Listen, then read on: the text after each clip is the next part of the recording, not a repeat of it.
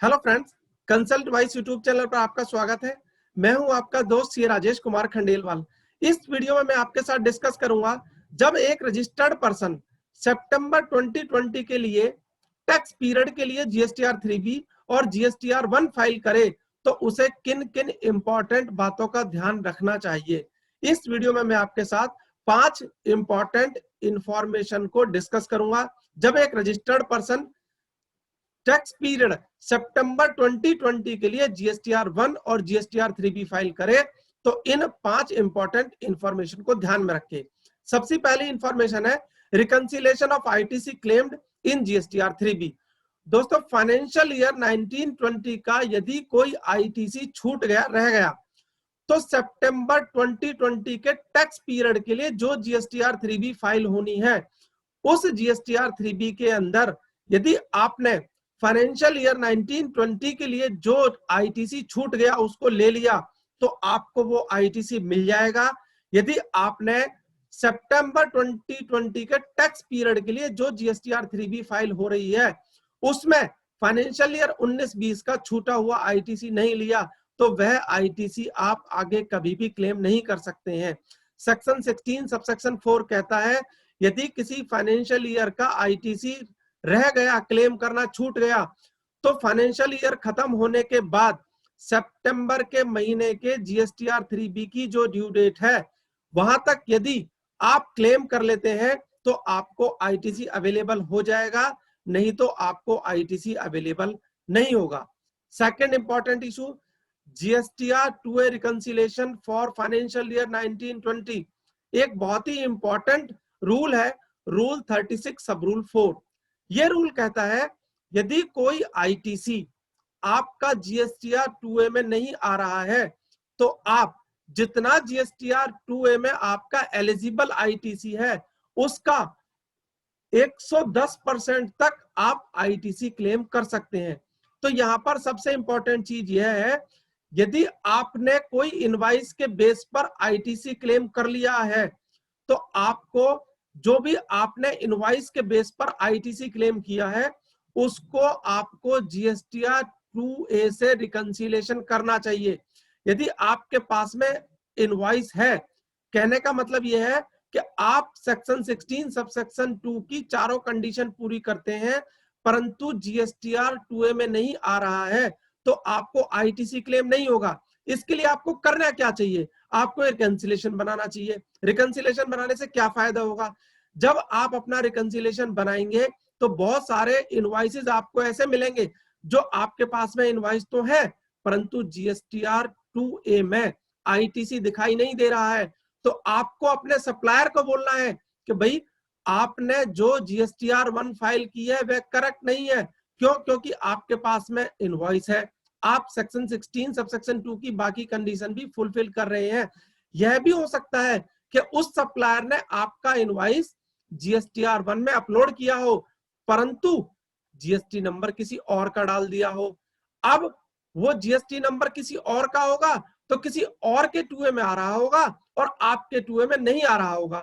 यदि आप उसे टाइम रहते ये गलती बता देंगे तो जो सितंबर के टैक्स पीरियड के लिए वह अपनी जीएसटीआर 1 फाइल करेगा उसमें अपनी इस गलती को ठीक कर लेगा और आपके 2A में जो नहीं आ रहा है वह 2A में आने लगेगा और आपको आईटीसी क्लेम हो जाएगा।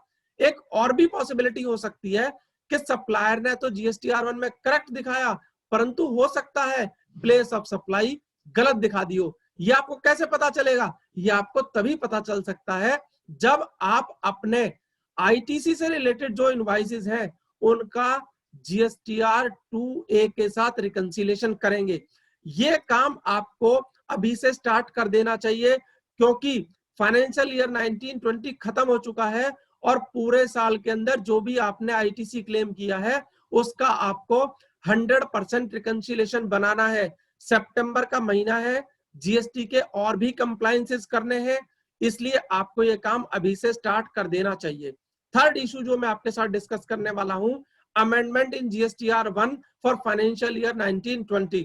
दोस्तों, जिस तरह से सेक्शन 16 सब सेक्शन 4 कहता है यदि आपका फाइनेंशियल ईयर 1920 का कोई आईटीसी छूट गया है तो आप उस आईटीसी को सितंबर के महीने के लिए जीएसटीआर 3B की जो ड्यू डेट है वहां तक क्लेम कर लेते हैं तो आपको आईटीसी मिल जाएगा।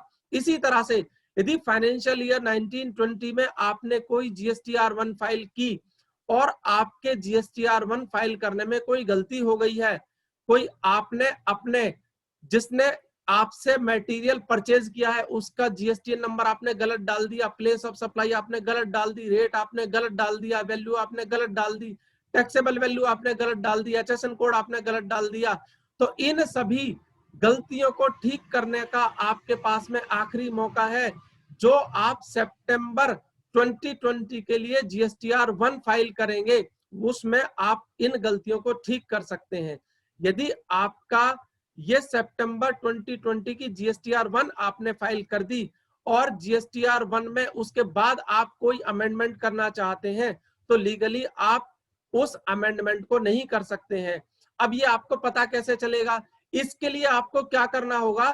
इसके लिए आपको चेक करना होगा कि आपने जो इनवॉइस बनाए हैं अपने और आपने जो इनवॉइस बनाए हैं और जो जीएसटीआर 1 में दिखाए हैं वो बिल्कुल ठीक तरह से अपलोड हुए हैं या नहीं हुए। इसलिए आपको बहुत ही सावधानी से काम करना है और अभी से ये काम स्टार्ट कर देना है क्योंकि जो सेल्स के इनवॉइस हैं वो भी बहुत सारे होते हैं और सितंबर के महीने में जीएसटी में इसके अलावा और भी बहुत सारे काम करने हैं।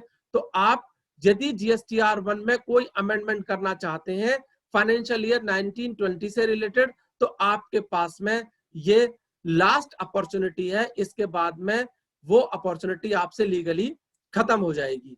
नेक्स्ट जो इंपॉर्टेंट इशू है reconciliation of outward supply between books of accounts and GSTR 1 for the financial year 1920। दोस्तों यहां पर इस इशू में मैं आपके साथ डिस्कस करना चाहूंगा, कई बार ऐसा होता है कि इनवॉइस इशू नहीं किया परंतु गलती से जीएसटीआर 1 में अपलोड कर दिया। तो आपको क्या करना है, जो जीएसटीआर 1 फाइल हुई है और जो बुक्स ऑफ अकाउंट्स के अंदर आउटवर्ड सप्लाई दिखाई गई है उसका रिकंसिलिएशन बनाना जरूरी है। कई बार ऐसा देखा गया है कि आपने क्या किया, आपने सिर्फ एक इनवॉइस जीएसटीआर 1 के अंदर अपलोड कर दिया ये मानते हुए कि ये इनवॉइस आपका इशू हो चुका है, रेज हो चुका है, परंतु जब आप अपनी जीएसटीआर 1 फाइल करने लगे तब तक किसी भी वजह से वो इनवॉइस आपका कैंसिल हो चुका था और जीएसटीआर 1 में आपने वो इनवॉइस पहले ही डाल दिया। जब आप जीएसटीआर 1 को फाइल और सबमिट करने लगे आप उसको वहां से हटाना भूल गए, तो क्या होगा, वो जो इनवॉइस है वो आपका जीएसटीआर 1 में चला गया परंतु बुक्स ऑफ अकाउंट में वो इनवॉइस नहीं है। तो आपको दोनों का रिकंसिलिएशन करना है ताकि आपके सामने यदि कोई ऐसी गलती हो तो आप उसका समय रहते सुधार कर सकें। लास्ट परंतु बहुत इंपॉर्टेंट दोस्तों आपको ध्यान होगा, पहले मैं आपको इशू बता देता हूं, GSTR two A reconciliation from Feb 2020 to September 2020 in GSTR 3B of September 2020। दोस्तों आपको ध्यान होगा 3 अप्रैल 2020 को गवर्नमेंट ने कोविड-19 की प्रॉब्लम्स को ध्यान में रखते हुए रूल 36 सब रूल 4 के अंदर एक प्रोवाइजो ऐड किया था नोटिफिकेशन नंबर 30/2020 के थ्रू।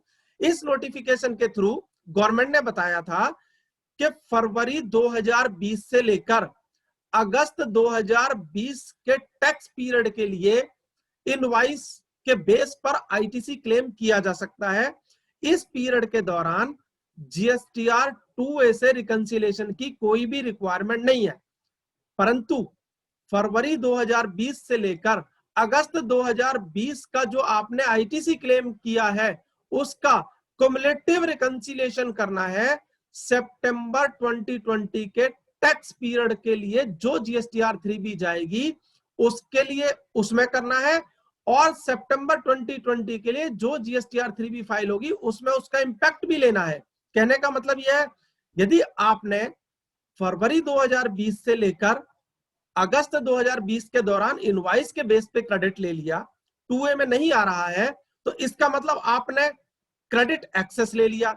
जब आप सितंबर 2020 के टैक्स पीरियड के लिए जीएसटीआर 3B फाइल करेंगे तो जितना आपने एक्सेस क्लेम कर लिया है आप उतना आईटीसी रिवर्स करेंगे। तो मैंने आपके साथ यहां पर ये 5 इश्यूज डिस्कस किए हैं, बहुत ही इंपॉर्टेंट है।